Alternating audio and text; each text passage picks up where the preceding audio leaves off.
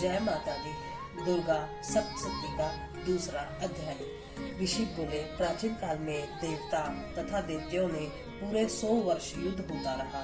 उस समय दैत्यों का स्वामी महिषासुर था एवं देवताओं का इंद्र था। उस संग्राम में देवताओं की सेना महाबली दैत्यों से हार गई।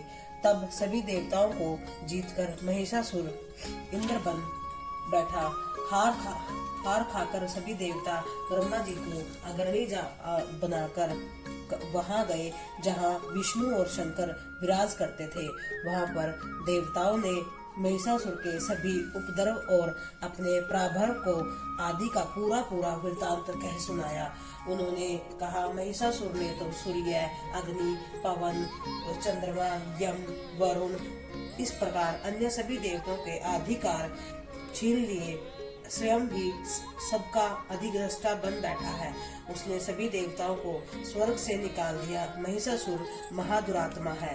देवता पृथ्वी पर मृत्यु की भांति विचर रहे थे।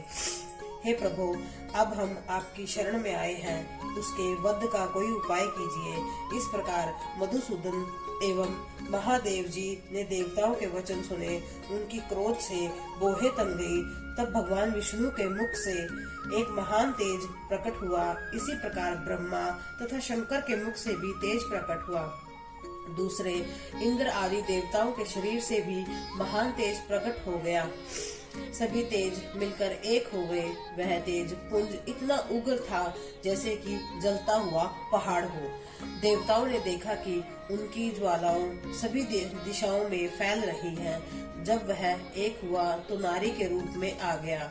उसके प्रकाश से तीनों लोक भर गए। महादेव जी ने तेज से उसका मुख प्रकट हुआ।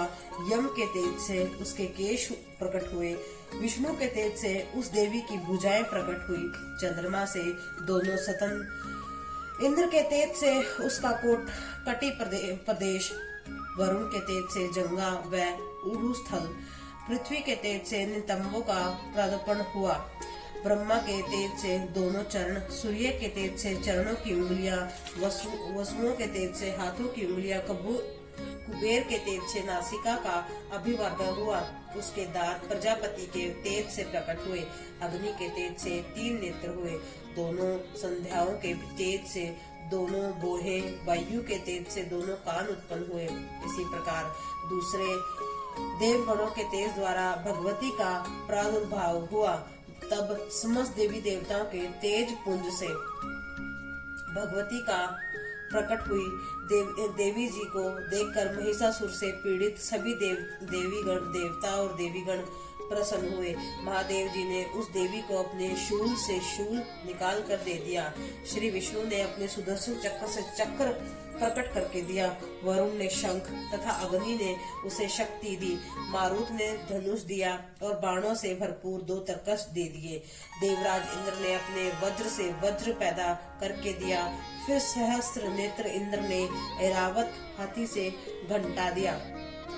यमराज ने काल दंड से दंड प्रदान किया। सागरपति ने रुद्राक्ष माला अर्पित की। ब्रह्मा ने कमंडल भेंट किया। सूर्य ने भगवती के सभी रोमकूपों में अपनी किरणें प्रदान की।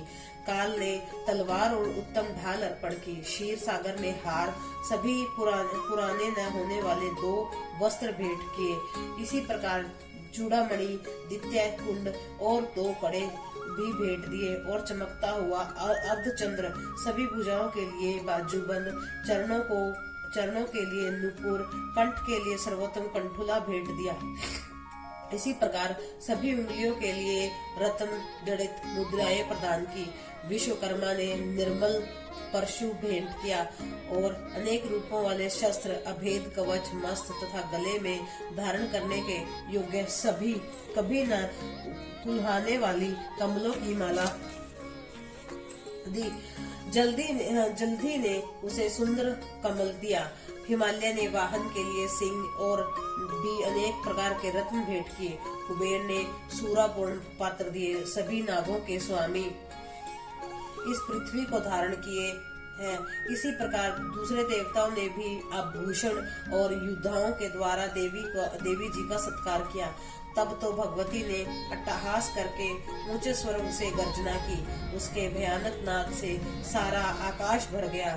तब देवगण प्रसन्न होकर उस सिंहवाहिनी देवी की जय जयकार करने लगे। मुनियों ने सब भक्ति भाव से विनम्र होके देवी जी की स्तुति दी। देवी देवताओं के शत्रुओं ने सारी त्रिलोकी को क्षोभग्रस्त देखा। तब सारी सेना को कवच आदि से तैयार कराकर शस्त्र अस्त्र देकर झट उठ खड़े हुए। महिषासुर क्रोध में आकर बोला, अरे यह क्या हो रहा है? इतना कहकर सभी दैत्यों ने साथ घिरकर उस सिंहनाद की ओर भागा। वहां जाकर उसने तीनों लोकों को अपने तेज से प्रकाशित हुई देवी को देखा। उस देवी के चरणों के भार से पृथ्वी दबी जा रही थी। माथे की किरीट मुकुट से आकाश पर रेखाएं पड़ती जा रही थी। उनके धनुष के टंकार से सातों पाताल क्षोभग्रस्त थे। हजारों भुजाओं से सभी दिशाओं को ढांप कर देवी खड़ी हुई थी। उन देवी जी के साथ उन दैत्यों का युद्ध प्रारंभ हो गया। नाना प्रकार के अस्त्र शस्त्र का प्रहार करने लगे। उसमें सभी दिशाएं भर गई। महिषासुर का सेनापति उस समय चुरुक्स नामक का एक महान दैत्य था। देवी जी के साथ उसी का युद्ध होने लगा। इसी प्रकार सभी दैत्यों को अतुचारणी सेना को साथ लेकर चामर भी युद्ध करने लगा। 60,000 रथियों को साथ लेकर उग्र महादैत्य भी युद्ध में प्रवृत्त हो गया। महाहनु दैत्य 1 करोड़ रथियों को साथ लेकर लड़ पड़ा। तलवार के समान पैने रोमों वाला असिलोमा नामक दैत्य 5 करोड़ रथियों के साथ युद्ध में आ गया। 60 लाख रथियों से आवृत वास्कल दैत्य युद्ध में उतर पड़ा। पारवारित दैत्य हाथी एवं घोड़ों ने अनेकों सवारों के समूहों से घिरा हुआ करोड़ रथियों के साथ उस युद्ध में युद्ध करने लगा। विडाल दैत्य 5 अरब रथियों को साथ लेकर लड़ने लगा। और भी हजारे दैत्यों रथियों घोड़ों के से घिरे रथियों के साथ लाकर देवी के साथ युद्ध करने लगे। उस रणांगन में स्वयं महिषासुर भी रथों हाथियों एवं अश्वों की सेनाओं से घिरा हुआ खड़ा था। तोमर, भिंदीपाल, शक्ति, मूसल, परशु, पट्टिटश, खंग आदि अस्त्रों से युद्ध में देवी जी के साथ युद्ध करने लगे। कुछ दैत्यों ने देवी जी का शक्तियों छोड़ी एवं पुरुषों ने पाश फेंके, दूसरों ने पाश फेंके। तब उस चंडिका देवी ने उन्हें शस्त्र अस्त्रों की वर्षा करके तोड़ डाला। इधर देवी जी का वाहन सिंह भी क्रोध में आ गया।